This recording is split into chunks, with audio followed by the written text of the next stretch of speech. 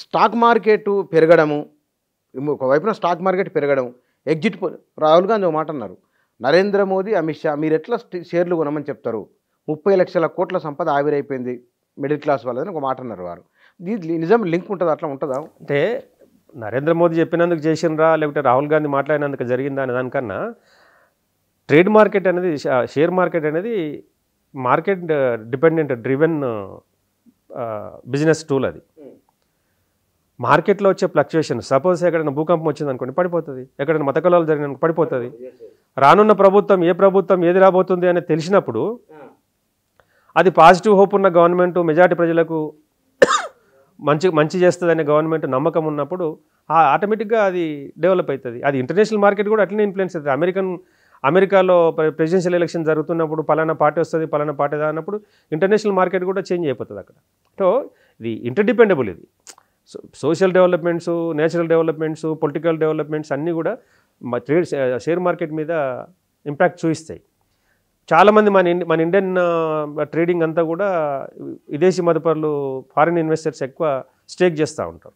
Foreign investors ఇక్కడ secured government రావట్లేదు అనుకున్నప్పుడు విత్డ్రా చేసుకున్నప్పుడు మార్కెట్ కొలాప్స్ అయిపోతుంది. సో కొంతమంది ఇన్వెస్ట్మెంట్కే దూరం ఉంటారు, కొంతమంది ఇన్వెస్ట్మెంట్ విత్డ్రా చేసుకుంటారు, కొంతమంది ఇన్వెస్ట్మెంట్కు దూరం ఉంటారు. ఫలితంగా ఏమవుతుందంటే వాల్యూమ్ పడిపోగానే ఆటోమేటిక్ గ్రాఫ్ డౌన్ అవుతుంది. అది ఇంటర్డిపెండబుల్. అది యాదృచ్ఛికంగా జరిగిన సంఘటన. కానీ నేను అనుకుంటా కుట్రపూరితంగా వీళ్ళు కాంగ్రెస్ వాళ్ళు తమకు అనుకూలంగా పొలిటికల్ స్టేట్మెంట్ కింద మలుచుకుని ఉంటారని నా అభిప్రాయం. ఇది అదే కాదు కానీ అట్లా ఉండొచ్చు అనేది. కానీ మీరు సర్వే చేసి అభ్యర్థులకు ఇచ్చినప్పుడు జనరల్ డిస్కషన్ మీ దాని మీద, ఎగ్జిట్ పోల్స్ మీద, మీ అధ్యయనం మీద ఏం వాళ్ళు మొట్టమొదటి వేసే ప్రశ్న ఏమిటి? మనం గెలుస్తామా గెలవము, సింపుల్ లాజిక్. అల్టిమేట్ గోల్ ఏముంటుంది? క్యాండిడేట్ గెలుపు. సో ఇప్పుడు 7 అసెంబ్లీ కాన్స్టిట్యున్సీలు, ఒక పార్లమెంట్లో క్లస్టర్స్ ఉంటాయి. ఒక దగ్గర ఇంత వస్తుంది మన డేటాను బట్టి మనం ఎక్స్ప్లెయిన్ చేస్తాం. అది కొన్ని టైంలలో మేము అనుకున్నాము, మేము మెదక్లో పనిచేసినప్పుడు మాకు గజ్వేల్లో ఎక్కువ కనిపించింది ఎగ్జిట్ పోల్లో బీజేపీకి స్టేక్, కానీ రివర్స్ వచ్చింది ఆడ. కానీ మేము పటాన్చెరు మైనస్ అనిపించింది, పటాన్చెరు విపరీతంగా వచ్చింది. But by and large percentage was almost 3.5 to 4%. అది టాలీ అయింది, 3%తో టాలీ అయింది. సో మనకు అర్థమయ్యేది ఏంటంటే public perception, this is nothing but public ఆస్పిరేషన్స్ని డిజిటైజ్ చేయడం. ఇది పబ్లిక్ ఆస్పిరేషన్ని డిజిటైజ్ చేయడం అంటే ఏంది? నీ మనసులో ఉన్న మాట ఒక సైగ ద్వారా, ఒక మాట ద్వారా, ఒక చేత ద్వారా ఎక్స్ప్రెస్ చేస్తారు వాళ్ళు.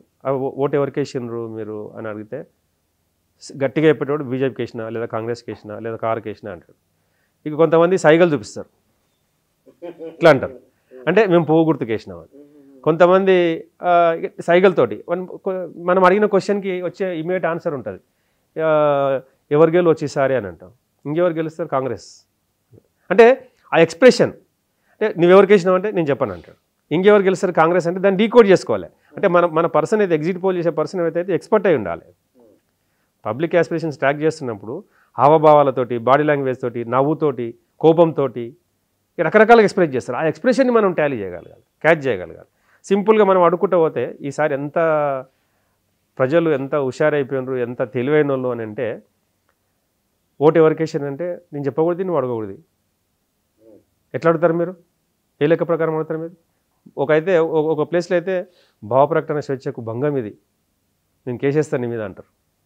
అంటే చాలా తెలివైన వాళ్ళు ప్రజలు. డబ్బు రాజకీయ పార్టీలు కొన్ని పార్టీలు అనుకుంటే మేము డబ్బులు బాగా ఇచ్చినాము కాబట్టి మాకు ఓటు వస్తాయి అనుకుంటారు. రాంగ్. అది డబ్బు అనేది ఎలక్షన్ని జోస్ని నింపే ఒక టూల్ మాత్రమే, కానీ ఓటర్ అభిమానాన్ని కొనలేడు డబ్బుతోటి.